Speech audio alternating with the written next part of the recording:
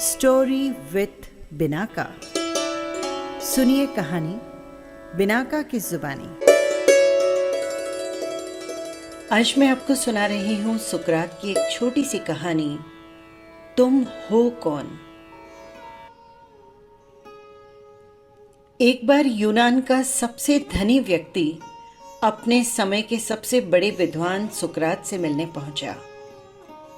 उसके पहुंचने पर जब सुकरात ने उसकी ओर ध्यान नहीं दिया तो उसने कहा, क्या आप जानते हैं कि मैं कौन हूं? सुकरात ने कहा, जरा यहां बैठो, आओ और मुझे समझाने की कोशिश करो कि तुम कौन हो। सुकरात ने दुनिया का नक्शा उसके सामने रखा और उस धनी व्यक्ति से कहा, बताओ तो जरा, इसमें एथेंस कहाँ है? वो बोला, दुनिया के नक्शे में एथेंस तो एक बिंदु भर है। उसने एथेंस पर उंगली रखी और कहा, ये है एथेंस। सुकरात ने पूछा, इस एथेंस में तुम्हारा महल कहाँ है? वहां पर तो एक बिंदु ही था, वो उसमें महल कहाँ से बताए?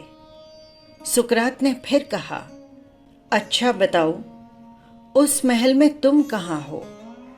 ये नक्शा तो पृथ्वी का है, अनंत पृथ्वियां हैं, अनंत सूर्य है, तुम हो कौन? कहते हैं कि जब वो जाने लगा तो सुकरात ने वो नक्शा उसे भेंट कर दिया और कहा, इसे सदा अपने पास रखना, और जब भी तुम्हारा अभिमान तुम्हें जकड़े, ये नक्शा खोल कर देख लेना कि कहाँ है एथेंस, कहाँ है मेरा महल, और फिर मैं कौन हूं, बस अपने आप से पूछ लेना।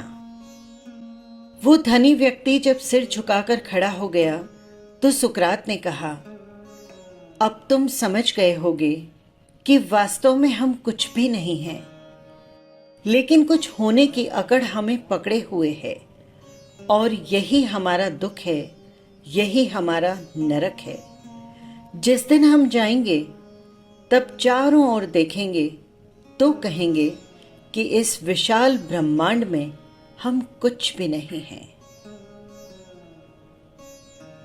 यही थी छोटी सी कहानी। फिर मिलेंगे किसी नई कहानी के साथ। नमस्कार।